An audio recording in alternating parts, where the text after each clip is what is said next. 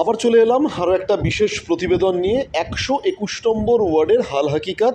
এবং এই 121 নম্বর ওয়ার্ডের যিনি আপনি লোকাল গার্জেন কাউন্সিলর যাই বলুন না কেন, রূপক গাঙ্গুলির একটা মার্কশিট তৈরি করার খতিয়ান আমরা তুলে ধরার চেষ্টা করছি। আমাদের সঙ্গে রয়েছেন পার্থ গুহ, বিশিষ্ট উদ্যোগপতি, সমাজসেবী এবং ব্যবসায়ী। আমি পার্থবাবুর সাথে কথা বলবো। পার্থবাবুকে প্রথমেই অনেক ধন্যবাদ ব্যস্ত সময়ের মধ্যে থেকে সময় দেওয়ার জন্য। না, অবশ্যই অবশ্যই আমি বলবো যে রূপক গাঙ্গুলিকে আমরা অনেক আগে থেকে চিনি, ঠিক আছে?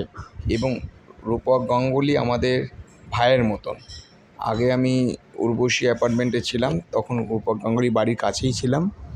এবং আমাদের রূপক গাঙ্গুলিকে যখন যে কোনো মানে প্রবলেমে পড়লে পরে ডাকলে সে এক কথায় চলে আসে। আর আমি যত দিন দেখছি, আজকে রূপক গাঙ্গুলি কাউন্সিলর হিসেবে আমি দেখছি, কিন্তু আগে কাউন্সিলরের আগে আমি ওকে একজন সমাজসেবী হিসেবে দেখতাম। এবং দেখেছিলাম যে ওর মুখে সবসময় একটা স্মাইল আছে, এবং যখনই কোনো কাজে যদি বলি বিরক্ত নেই, সে ঝাঁপিয়ে পড়ে সেই কাজটা করে দেওয়ার জন্য ওনার সামর্থ্য অনুযায়ী। এখন আমি আবার 121 নম্বর ওয়ার্ডে এখানে এসেছি। আমরা এই যদু কলোনির মধ্যেও দেখেছি উনি যত রকম প্রোগ্রাম আছে সেই প্রোগ্রামে ওনার যত মানে কাজে ব্যস্ত থাকুক না কেন, ও যথারীতি সেই সময় পরিস্থিতিতে চলে আসে। এটাই ওর কাছে সবথেকে ভালো লাগে।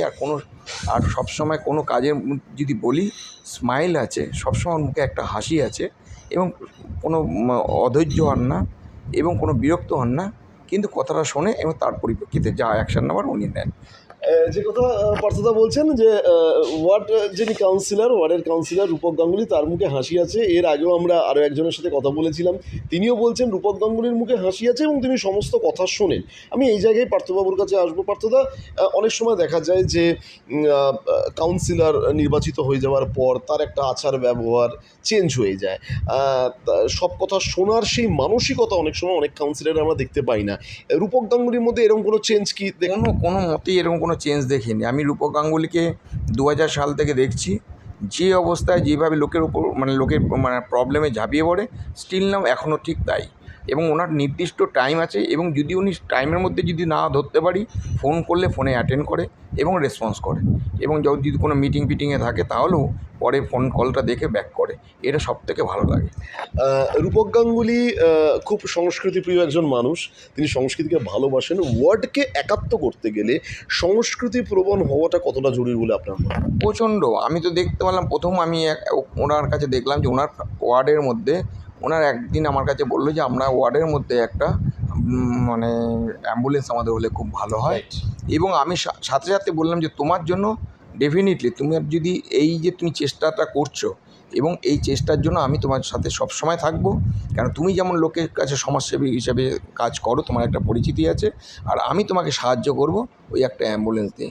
এবং ভেরি গুড, ও সেই অ্যাম্বুলেন্সটা পাওয়ার পর যথেষ্ট কৃতজ্ঞতা প্রকাশ করেছে, এবং দেখেছে ওই অ্যাম্বুলেন্স এখন প্রচুর কাজে লাগছে। এবং ওর মানসিকতার দিক দিয়ে যে বেরিয়েছে যে আমি কীভাবে লোকের পাশে দাঁড়াবো, দুস্থ লোকদের পাশে দাঁড়াবো, সেই মানসিকতাটা ওর মাথা দিয়েই এসেছে। ঠিক আছে, এটাই হচ্ছে সবথেকে বড় জিনিস, যে আমি এতগুলো লোক, একটা ওয়ার্ডে এত লোক, তার কীভাবে মধ্যবিত্তদের কাছে আমরা পৌঁছাবো এবং কীভাবে তাদের হেল্প করব। এবং ও শুধু লোক না, স্কুলকেও, স্কুলের পরিকাঠামো কী করে উন্নতি করা যায় সেসব নিয়েও চিন্তাভাবনা করে। এবং সে সমস্ত নিয়েও আমার কাছে অনেকবার এসেছিলেন। আমি বললাম ডেফিনেটলি তোমার এই যে মানসিকতা, এই স্কুলকে ডেভেলপ করা, বাচ্চাদের শিক্ষা দেওয়া, এবং যেমন একটা দেখা গেছে যে একটা ক্যান্টিন তৈরি করে গরিবদের খাবার দেওয়া, এই সমস্ত উদ্যোগগুলো আমার খুব ভালো লেগেছে। আমি যদি খুব ভুল একটা না বলি, তাহলে জয়শ্রী স্কুল আবার নতুনভাবে সেজে উঠছে আমি জানি, এবং সেক্ষেত্রে আপনি পাশে আছেন।